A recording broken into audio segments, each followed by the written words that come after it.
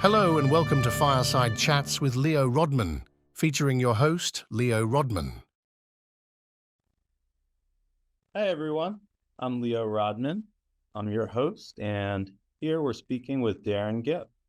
Darren, tell us a little bit about yourself. Well, I am somebody who's kind of feel that everything I've done ever in my life has led towards where we are at the moment with AI. So I am a trained, qualified high school teacher, taught in high schools and high school subjects, English literature and language, for the best part of a decade. Internal politics, let's say, within a British school, i.e. me having to do everything, every job, and just very difficult. So I ended up teaching business to business, English as a second language, teaching them storytelling, presentation skills. COVID comes, shuts down everything, obviously. Face-to-face classes, Leo, they're not happening during the lockdown. I tell you that for nothing, my friend. So I had to quickly basically find a way to make money. It wasn't really so much a case of a side hustle. It was shit, I need to make money. Ain't it hustle? Right? So learn about digital marketing, started doing a bit of teaching that way, getting kind of niche clients that way, getting them in, teaching them these skills, charging up to $100 an hour, which is unheard of in my world of teaching before, you know? And then to be honest with you, Leo, the heart wasn't there, right? Giving me 20 hormonal teenagers who hate the fucking world and everyone within it, and you need to get them through these exams because ultimately that's kind of the next step for many of them into that next stage of life. But being able to teach literature, and it was just amazing. I absolutely loved that job. Teaching, first of all, business professionals, and then through LinkedIn, I just didn't enjoy it, Leo. It wasn't singing to me. So I kind of pivoted, looking at my audience, what they're telling me, pivoted into teaching LinkedIn strategy. So became much more in digital marketing, LinkedIn strategy, got clients that way. But then about 9-10 months ago, ChatGPT 3.5, suddenly I think for many of us, boom. I'm 39 years old, brother. When I had my Atari ST 520, this was what I was dreaming about, right? And so that kind of got me really pivoted into AI. Now, I missed the Bitcoin, the blockchain. I missed all that. And I thought, I'll be damned if I miss out on this, Leo. So I got all into it and really learning about it. Prompt engineering fascinated me, and going down and learning more and more. And finally now, into building content generation bots. So it's the teacher in me is doing done with you, done for you services, but it's also actually being able to teach. I'm using AI, I'm using my knowledge of marketing. So yeah, in a long roundabout way. See, I'm a storyteller and there's so much bloody story now to tell. I try to keep it down in bullet points, but easier said than done. Yeah, absolutely. Now, that's the interview over pretty much, isn't it? Thanks for tuning in, folks. Appreciate it. Yeah. So, I think a lot of people in marketing right now are scared that AI is going to take their job. Do you think that what you do can be replaced by an AI? Mm-hmm. Yeah. Yep.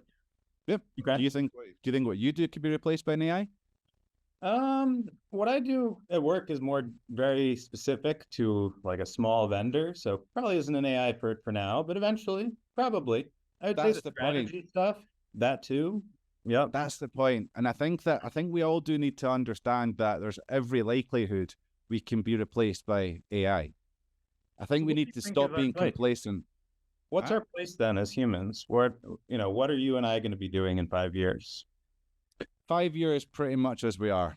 I think the first stage is going to be there's going to be those of us who embrace it, those of us who use it, exploit it for want of a better word, in the positive sense, to be generating money, to be making money, to be building businesses, to be solving problems. The way that I'm using AI, I can look at a solopreneur's business and go, right, that's that automated. There you go. There's 15 hours a week back. But you know what I mean? So, your expertise, right? You're coming up with those prompts. And I think maybe there's an overemphasis on the term prompt engineering. Like, not every prompt has to be perfect, but understanding what you want to feed into a prompt, that's what's important. Yeah, definitely, mate. Do you think AIs will be able to do that as well? I've had GPT write some prompts. They're okay. They're okay. There's nothing magical there. But we are 9 months into this mad social experiment that is ChatGPT. We know that GPT-5 been registered. We know that you've now got to actually opt out if you don't want it to scrape your website data. We know it's getting trained bigger. We're seeing the models. Geez, even think about Claude 2. Claude 2 was absolutely unimaginable just a few months ago, 6 months ago. Now 100K context window. I mean, you know, every Harry Potter book uploaded, what, 7, 8, 9, 10 times, and it's still got context to be doing stuff. This is amazing, brother, and we're barely in. We're at the very tip of the iceberg, but it's dangerous. We're going next with copyright, because personally, if I got scraped and entered into ChatGPT, I'd be honored, right? But a lot of people are concerned about that. They don't want to be scraped. Well, don't fucking put information on the internet then. Simple Okay. as that. Don't post it on the public domain. I mean, I think that's something, perhaps a mindset shift that are certainly growing up with the web and everything else, and seeing the advent of social media and so much and so on. I think that it's easy to forget that, you know, once we put something up there, it is. I've always assumed it would be scraped in one way or other. That's why I've always been careful with what I put online. You know, there's education coming from primary school, from preschool level, that needs to be done around social media and things like that. I always feel uncomfortable when I see parents posting their pictures of kids. It's kind of like, well, where's the consent in this, and so on and so forth. So look, I think the problem is, I've got a patented, let's call it, method. I've got a course that is online now. It's in a private community, so I would hope. There we go. There's your answer. If it's in the public domain, scrape away. If it's something that I've locked off for memberships, that should be off limits. They shouldn't be able to scrape that. However, as we both know, there's a lot of good free stuff on the internet, but the real gold's in the paid stuff. So if you're going to train a model, you want it on that gold material rather than that. So therefore, let's say that all my content, my gold content, gets scraped. Well, as long as they can't type in Darren Gibb's methodology for DM strategy and they get it reproduced, that would piss me off. So there should be controls. Well, that beats your paywall. Yeah. Well, that's it. So there should be controls built in whereby these kind of generative AI models cannot just say, give me Darren Gibb's advice on boom, and it somehow pulls out and replicates an article. No, it can't be that. It's got to be some sort of overview. It's almost got to be like the free material that would, like a lead magnet that would get people in, so they'll get value from it, but it's leading them in. But then, Leo, we've got to go back to the argument of what do we want GPT et al. To be for? Well, we do want the best experience, so it does need to be trained on the best stuff. Will I benefit on the long run if everyone's content scraped and all the paywall gated stuff is scraped? Yeah, of course I will, if I'm using it for ideation or for learning and stuff like that. So, like everyone, I think, in this whole mad space, very few of us are truly sure and solid on answers and on how we honestly feel. To go back to your question, can what I do be replaced by AI? Yes, it can. But it's imperative that I learn how to work with AI so that I'm almost like a step ahead, if you want, or maybe even just a step behind it. But I do believe that my unique, you know what I mean? AI can learn everything it can about education. AI can learn about my real background. It can learn everything it can about sales, which is another background of mine. It can learn everything it can about digital marketing, about LinkedIn, about now AI. It can learn all these things, but can it give you a solution like I personally could? No. That's based on my experiences. And do you know what I mean? I think that these models are good at working out. Not yet. And you know what? I'll even go with that. Not yet. Not yet. I mean, all the stuff that's out today, I never would have told you it could happen 12 months ago. I would have been like, that's impossible. We'll never see that. So now I just try not to make judgments. I just say, not yet, not today, right? Not today. But I mean, look at AGI, or artificial general intelligence. They were saying just a couple of years ago, we are fucking 40 years off it. I reckon we'll do it within 2 or 3 years.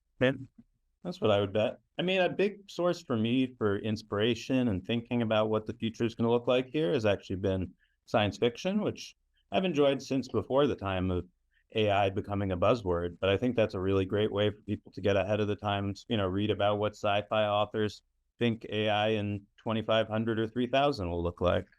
I think you're right, bro. I don't like sci-fi. I've said Yeah. it, right? Here, nerds, I love you all, but nerds, please. I've not even seen Star Wars, so don't start giving me your Battleship Galactica. Star Wars 4, 5, and 6. So I'm really bad for that. I've not got a damn clue about that. But yeah, I think we can. I mean, I think, you look at 1984 by George Orwell, now more dystopian than sci-fi, granted. But I mean, just the idea of surveillance and Big Brother and how much that has permeated our society. These sci-fi writers are this writers that kids are reading that go on to become data engineers, data scientists, and all that, So I think you make a brilliant point, Leo. I think by studying sci-fi, we might actually get an idea about where we're going. I totally agree. What do you think about content engines writing books or movies? Because that's something people are afraid of. I don't know if an AI will ever be able to get all the way there without human assistance, but if they were good books and movies, I'd read and watch them. I'm building and launching a content generation bot for small to medium businesses and solopreneurs. So I've got a very biased idea here. Look, so content generation, let's talk about it from perhaps a marketing, a business side, and then we'll go on to books and literature, because I think they're the same question, yet they're also very different from one another. So from a marketing perspective, especially for SMBs, for solopreneurs, small to medium businesses and solopreneurs, I've done it myself, man. 14-hour days, 7 hours on LinkedIn, every day, 8 hours, it's constant. Then the content ideas, the generation, the ideation, creating it, editing it, it's so involved. And then you've got on top of that your other marketing efforts, you've got the business side. It's a nightmare. Now, what else? And I've been in the content creation, content lead creation game for touching 3 years now, 2.5, 3 years. What I see happening a lot is that some people are just not good writers, and that's no disrespect to them. They just suck at writing. Like I suck at maths, and I've had to educate myself about science, but maths, I can't even look at numbers. Well, I can, but it gives me a headache, I'm terrible. So I can empathize with this. But some people feel like about writing as I do about numbers, but they're compelled or forced to do writing because of content marketing, being a solopreneur. So I see a lot of solopreneurs that are damn intelligent people, typically usually more in the scientific kind of, that kind of personality, or the STEM fields kind of things, but they just don't write well. So there's so many of them missing out on growing their businesses because they can't afford a copywriter. So they try writing it themselves, and it takes so long to get going, if it gets going at all. They're not able to communicate their genius in social media language because we're conditioned. We've got social media brains about dopamine, it's about hooks, about getting things quickly, and so many struggle with that. So for me, content generation bots, if you're putting in your own, like one that I've built, you put in your own ideas, you put in your own concepts, points, and then it generates a copy for you. I train it on, I've got a version of mine, how I write copy, or I'll take a client's copy and I'll train the little bot on how they write so it feels natural to them. Plus, tied behind that, there's copywriting frameworks like PASS, for example, right? Problem, agitate, solve. Just these frameworks which work well psychologically when it comes to writing copy. So, yeah, why wouldn't a solopreneur want that, or a small to medium-sized business? If they can be generating content in 5 minutes that they're able to put out across 7 different platforms, that's probably about 4 or 5 hours they've saved. It's a win-win. So on the content side for our solopreneurs and stuff, I'm all in. I've 100%, absolutely. But I would say that, I'm biased. When it comes to movies and literature, here's the other side of me. Movies and literature, as I mentioned, my undergraduate degree was English literature, so I love literature. But I'm with you. If I think AI will be able to. I think, again, within a couple of years, once we hit AGI, yes, AI is going to be able to, absolutely. I mean, this idea, it doesn't have emotions or feelings. You're right, it doesn't, but it's been trained that it can replicate feelings and emotions. Think about Bing when you had early access to Bing. I don't know if you did. I got early access to Bing. The things it was coming out with was like, what? It's really fun. Really fun, but it was like, oh, there was a New York Times journalist that got Bing asked him to leave his wife and stuff like that. I mean, crazy, to which we know now is just hallucinations, high temperature hallucinations.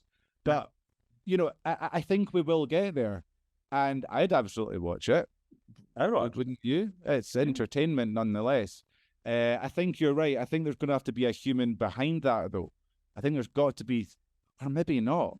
It's a human just putting in, write me a movie about a superhero where something bad happens. And they run it through thousands of iterations. Then the AI evaluates, critiques, analyzes, and says, right, out of these 999 were awful, here's the one that's actually good. So again, it's prompt engineering, isn't it?